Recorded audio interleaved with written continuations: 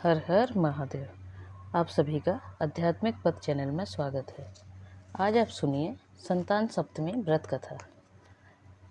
एक दिन महाराज युधिष्ठिर ने भगवान श्री कृष्ण से कहा कि हे प्रभु, कोई ऐसा उत्तम व्रत बताइए जिसके प्रभाव से मनुष्य के सांसारिक दुख क्लेश दूर होकर पुत्र एवं पौत्रवान हो। यह सुनकर भगवान बोले, हे राजा, तुमने बड़ा ही उत्तम प्रश्न किया है। मैं तुमको एक पौराणिक इतिहास सुनाता हूँ, ध्यानपूर्वक सुनो। एक समय श्री लोमस ऋषि ब्रज राज की मथुरापुरी में वासुदेव देवकी के घर गए। ऋषिराज को आया हुआ देख करके दोनों अत्यंत प्रसन्न हुए तथा उनको उत्तम आसन पर बैठाकर उनकी अनेक प्रकार से वंदना तथा सत्कार किया। फिर मुनि के चरणोदक से अपने घर तथा शरीर को पवित्र किए। मुनि प्रसन्न होकर उनको कथा सुनाने लगे। कथा के कहते कहते लोमस ऋषि ने कहा कि हे देवकी, दुष्ट दुराचारी कंस ने तुम्हारे कई पुत्र मार डाले हैं, जिसके कारण तुम्हारा मन अत्यंत दुखी है। इसी प्रकार राजा नहुस की पत्नी चंद्रमुखी भी दुखी रहा करती थी, किंतु उसने संतान सप्तमी का व्रत विधि विधान सहित किया, जिसके प्रताप से उसको संतान का सुख प्राप्त हुआ। यह सुनकर देवकी ने हाथ जोड़कर मुनि से कहा कि हे ऋषिराज, कृपा करके रानी चंद्रमुखी का संपूर्ण वृत्तांत तथा इस व्रत का विधान विस्तार सहित मुझे बतलाइए, जिससे मैं भी इस दुख से छुटकारा पाऊं। लोमस ऋषि ने कहा, हे देवकी, बहुत समय पहले अयोध्या के राजा नहुस थे। उनकी पत्नी चंद्रमुखी अत्यंत सुंदर थी। उसी नगर में विष्णुगुप्त नाम का एक ब्राह्मण रहता था। उसकी स्त्री का नाम भद्रमुखी था। वह भी अत्यंत रूपवान सुंदरी थी। रानी और ब्राह्मणी में अत्यंत प्रेम था। एक दिन दोनों सरयू नदी में स्नान करने के निमित्त गई। वहां उन्होंने देखा कि बहुत सी स्त्रियां सरयू नदी में स्नान करके निर्मल वस्त्र पहनकर एक मंडप में श्री शंकर एवं पार्वती की मूर्ति स्थापित करके उनकी पूजा कर रही थी। राजा और ब्राह्मणी ने यह देखकर उन स्त्रियों से पूछा कि बहना, यह तुम किस देवता का और किस कारण से पूजन व्रत आदि कर रही हो? यह सुन उन स्त्रियों ने कहा कि हम संतान सप्तमी का व्रत कर रहे हैं और हमने शिव पार्वती का पूजन वंदन चंदन अक्षत आदि से षोडोपचार विधि से किया है। यह सब इसी पुनित व्रत का विधान है। यह सुनकर रानी और ब्राह्मणी ने भी इस व्रत को करने का मन ही मन संकल्प किया और घर वापस लौट आई। ब्राह्मणी भद्रमुखी तो इस व्रत को नियम पूर्वक करती रही, किंतु रानी राजमत के कारण इस व्रत को कभी करती कभी भूल जाती। कुछ समय बाद वह दोनों मर गई। दूसरे जन्म में रानी ने बंदरिया और ब्राह्मणी ने मुर्गी की योनि पाई। इधर ब्राह्मणी मुर्गी की योनि में भी कुछ नहीं भूली और भगवान शिव तथा पार्वती जी का ध्यान करती रही। उधर रानी बंदरिया की योनि में सब कुछ भूल गई। थोड़े समय के बाद इन दोनों ने यह देह त्याग दी। अब इनका तीसरा जन्म मनुष्य योनि में हुआ। इस ब्राह्मणी ने तो एक ब्राह्मण के यहाँ कन्या के रूप में जन्म लिया तथा रानी ने एक राजा के यहाँ राजकन्या के रूप में जन्म लिया। उस ब्राह्मण कन्या का नाम भूषण देवी रखा गया तथा विवाह योग्य होने पर उसका विवाह गोकुल निवासी अग्निझील नामक ब्राह्मण से कर दिया। भूषण देवी इतनी सुंदर थी कि वह आभूषण रहित होते हुए भी अत्यंत सुंदर लगती थी। कामदेव की पत्नी रति भी उसके सम्मुख लजाती थी। भूषण देवी के अत्यंत सुंदर सर्वगुण संपन्न चंद्रमा के समान धर्मवीर कर्मनिष्ठ सुशील स्वभाव वाले 8 पुत्र उत्पन्न हुए। यह सब शिव के व्रत का पुनीत फल था। दूसरी ओर शिव विमुख रानी के गर्भ से कोई भी पुत्र नहीं हुआ और निसंतान दुखी रहने लगी। रानी और ब्राह्मणी में जो प्रीति पहले जन्म में थी वह अब भी बनी रही। रानी जब वृद्धावस्था को प्राप्त होने लगी तब उसके एक गूंगा व बहरा तथा बुद्धिहीन अल्पायु वाला एक पुत्र हुआ और वह 9 वर्ष की आयु में इस क्षणभंगुर संसार को छोड़कर चला गया। अब तो रानी पुत्र शोक में अत्यंत दुखी हो व्याकुल रहने लगी। देवियों से भूषण देवी ब्राह्मणी रानी के यहाँ अपने सब पुत्रों को लेकर पहुंची। रानी का हाल सुनकर उसे भी बहुत दुख हुआ, किंतु इससे किसी का क्या यह वश, कर्म और प्रारब्ध में लिखे को स्वयं ब्रह्मा जी भी नहीं मेट सकते हैं। रानी कर्मच्युत भी थी, इसी कारण उसे यह दुख देखना पड़ा। इधर रानी उस ब्राह्मणी के इस वैभव और 8 पुत्रों को देखकर उससे मन में ईर्ष्या करने लगी तथा उसके मन में पाप उत्पन्न हुआ। उस ब्राह्मणी ने रानी का संताप दूर करने के निमित्त अपने 8 पुत्र रानी के पास छोड़ दिए। रानी ने पाप के वशीभूत होकर उन ब्राह्मण पुत्रों की हत्या करने के विचार से लड्डू में विष मिलाकर उनको भोजन करा दिया। परंतु भगवान शंकर की कृपा से एक भी बालक की मृत्यु नहीं हुई। यह देखकर तो रानी अत्यंत ही आश्चर्यचकित हो गई और इस रहस्य का पता लगाने की मन में ठान ली।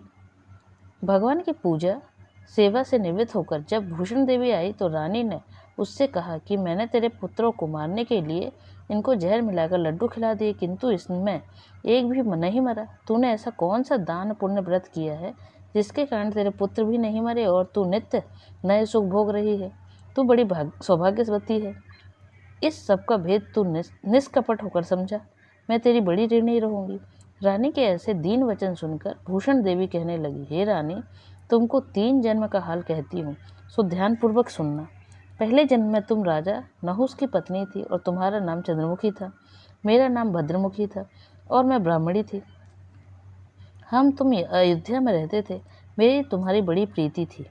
एक दिन तुम दोनों सरयू नदी में स्नान करने गए और दूसरी स्त्रियों को संतान सप्तमी का उपवास शिव जी का पूजन अर्चन करते देखकर तुमने भी इस व्रत को करने की प्रतिज्ञा की थी। तुम तो राजमत के कारण सब कुछ भूल गई और झूठ बोलने का तुमको दोष लगा, जिससे तुम आज भी भोग रही हो। मैंने इस व्रत को नियम पूर्वक सहित किया और आज भी करती हूँ। दूसरे जन्म में तुमको बंदरिया का जन्म मिला और मुझे मुर्गी की योनि मिली। भगवान शंकर की कृपा से इस व्रत के प्रभाव तथा भगवान नाम को मैं उस जन्म में भी ना भूली और निरंतर इस व्रत को नियम अनुसार करती रही। तुम अपने इस संकल्प को इस जन्म में भी भूल गई। मैं तो समझती हूँ कि तुम्हारे ऊपर यह जो भारी संकट है उसका एकमात्र यही कारण है और दूसरा कोई कारण नहीं हो सकता। इसलिए मैं कहती हूँ कि आप अब इस संतान सप्तमी के व्रत को करिए, जिससे तुम्हारा यह संकट दूर हो जावे। लोमस ऋषि ने कहा, हे देवकी, भूषण ब्राह्मणी के मुख से अपने पूर्व जन्म की कथा तथा व्रत संकल्प इत्यादि सुनकर रानी को पुरानी बातें याद आ गई और पश्चाताप करने लगी। अब रानी भूषण ब्राह्मणी के चरणों में क्षमा याचना करने लगी और भगवान शंकर पार्वती की अपार महिमा के गीत गाने लगी। उसी दिन से रानी ने नियम अनुसार संतान सप्तमी का व्रत किया, जिसके प्रभाव से रानी को संतान सुख भी मिला तथा संपूर्ण सुख भोगकर रानी शिवलोक को गई। भगवान शंकर के व्रत का ऐसा प्रभाव है कि पथभ्रष्ट मनुष्य भी अपने पथ पर अग्रसर हो जाता है और अंत में ऐश्वर्य भोगकर मोक्ष पाता है।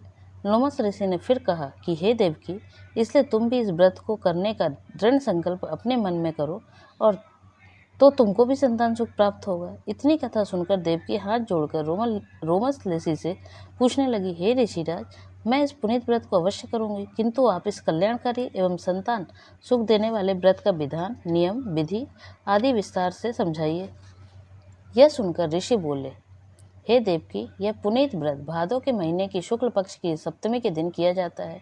उस दिन ब्रह्म मुहूर्त में उठकर किसी नदी अथवा कुएं के पवित्र जल में स्नान करके नए वस्त्र पहनना चाहिए और फिर श्री शंकर भगवान तथा जगदम्बा पार्वती की मूर्ति की स्थापना करें।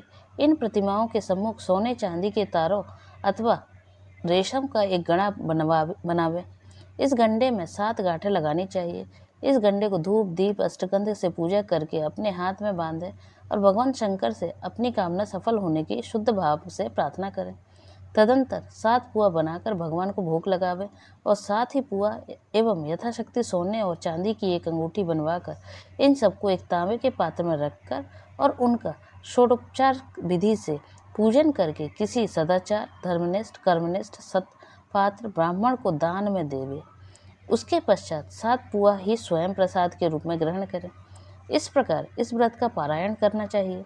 प्रति मास की शुक्ल पक्ष की सप्तमी के दिन इस व्रत को इस प्रकार नियम पूर्वक करने से समस्त पाप नष्ट हो जाते हैं और भाग्यशाली संतान उत्पन्न होती है तथा अंत में शुभलोक की प्राप्ति होती है। हे देवकी, मैंने तुमको संतान सप्तमी का व्रत संपूर्ण विधान विस्तार पूर्ण सहित वर्णन कर दिया है। उसको अब तुम नियम पूर्वक करो, जिससे तुमको उत्तम संतान प्राप्त होगी।